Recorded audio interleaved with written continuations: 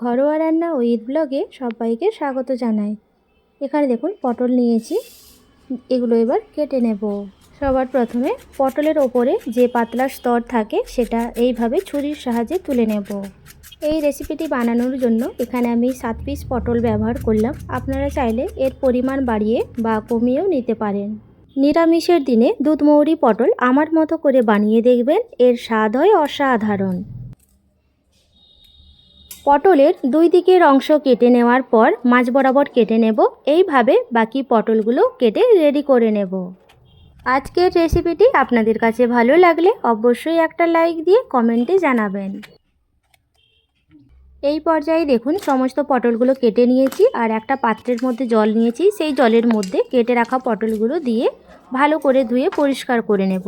এই রেসিপিটি বানানোর জন্য এখানে 3টে আলু নিয়েছি আর আলুগুলো ছাল ছাড়িয়ে নিয়েছি আর এইভাবে কেটে নেব।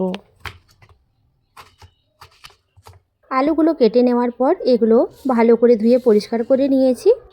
আর অপর দিকে একটা মশলা বানিয়ে নেব। তার জন্য 1 চামচ মৌরি জল ছাড়াই গুঁড়ো করে নেব। এরপর এর মধ্যে দিয়ে দেব আদা কুচি, কাঁচা লঙ্কা দুটো, গোলমরিচ আর অল্প জল দিয়ে এটা বেটে নেব। বেটে নিয়েছি, এটাকে সাইডে রেখে দেব।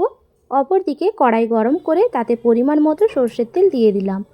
তেল হালকা গরম হয়ে এলে এর মধ্যে হলুদ গুঁড়ো দিয়ে দেওয়ার পর কেটে রাখা আলুর টুকরোগুলো দিয়ে দিলাম। দিয়ে দেওয়ার পর কিছুক্ষণ নাড়াচাড়া করে নেব আর আলুগুলো হালকা লাল করে ভেজে তুলে নেব। এই পর্যায়ে দেখুন আলুগুলো হালকা লাল করে ভাজা হয়ে গেলে এগুলো তেল থেকে ছেঁকে তুলে দিচ্ছি। একই তেলের মধ্যে কেটে রাখা পটলগুলোও দিয়ে দিচ্ছি।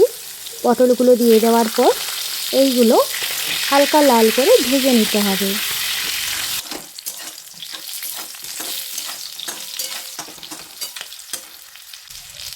এই পর্যায়ে দেখুন পটলগুলো হালকা লাল করে ভেজে নিয়েছি। এগুলো এবার তেল থেকে ছেঁকে তুলে নেব।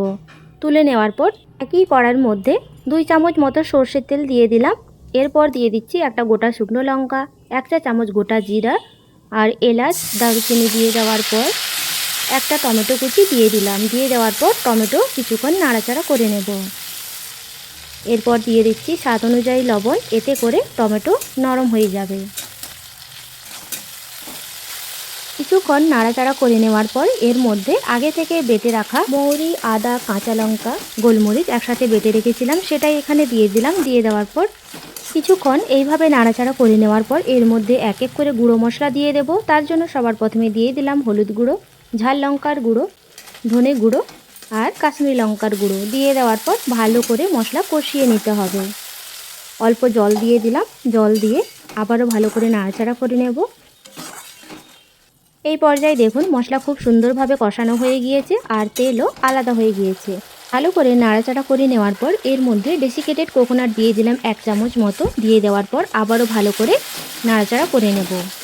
খুব সুন্দরভাবে কষানো হয়ে যাওয়ার পর এর মধ্যে কাজু বাদাম বেটে রেখেছিলাম সেটা এখানে দিয়ে দিলাম। দিয়ে দেওয়ার পর আবারও ভালো করে নাড়াচাড়া করে নেব।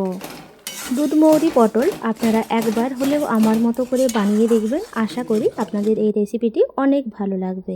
এরপর দিয়ে দেব আগে থেকে ভেজে রাখা আলু আর পটল। দিয়ে দেওয়ার পর মশলার সাথে ভালো করে নাড়াচাড়া করে নিতে হবে। কিছুক্ষণ নাড়াচাড়া করে নেওয়ার পর এর মধ্যে অল্প জল দিয়ে দিলাম। জল দিয়ে ভালো করে কষিয়ে নিতে হবে।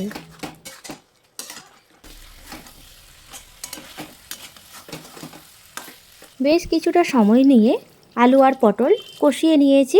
এরপর এর মধ্যে দিয়ে দিলাম পরিমাণ মতো দুধ। এখানে আমি গরুর দুধ ব্যবহার করলাম। আপনারা চাইলে প্যাকেট দুধও ব্যবহার করতে পারেন, কিংবা গুঁড়ো দুধ উষ্ণ গরম জলের মধ্যে গুলিয়ে নেওয়ার পর সেই দুধ এখানেও দেওয়া যেতে পারে। ভালো করে নাড়াচাড়া করে নেওয়ার পর এটা ঢাকা দিয়ে রাখবো যতক্ষণ না পর্যন্ত আলু আর পটল সেদ্ধ হয়ে আসছে আর ফ্লেমটা থাকবে মিডিয়াম। আর মাঝে একবার নাড়াচাড়া করে নিয়েছিলাম। 6 থেকে 7 মিনিট পর ঢাকনা সরিয়ে দিচ্ছি। সরিয়ে দেওয়ার পর আবারও ভালো করে নাড়াচাড়া করে নেব। এই রেসিপিটি আপনারা ভাত, রুটি, লুচি, পরোটার সাথে পরিবেশন করতে পারবেন। অসাধারণ লাগবে। পটল আর আলু খুব সুন্দরভাবে সেদ্ধ হয়ে গিয়েছে। ভালো করে নাড়াচাড়া করে নিলাম। নিরামিষের দিনে আপনারা খুব সহজেই দুধ মৌরি পটল রেসিপিটি বানিয়ে নিতে পারবেন। দেখতে কতটা লোভনীয় হয়েছে তা আপনারা দেখে বুঝতেই পারছেন। এই পর্যায়ে গ্যাসের ফ্লেম অফ করে দেব আর দুধ মৌরি পটল পরিবেশনের জন্য একদম রেডি। পছন্দসই খাবার দিয়ে পরিবেশন করুন, অসাধারণ লাগবে। সম্পূর্ণ নিরামিষভাবে তৈরি দুধ মৌরি পটল রেসিপিটি ভালো লাগলে অবশ্যই একটা লাইক দিয়ে কমেন্টে জানাবেন। আজ তাহলে এই পর্যন্ত, দেখা হবে নতুন একটা রেসিপি নিয়ে। সবাই ভালো থাকবেন, সুস্থ থাকবেন।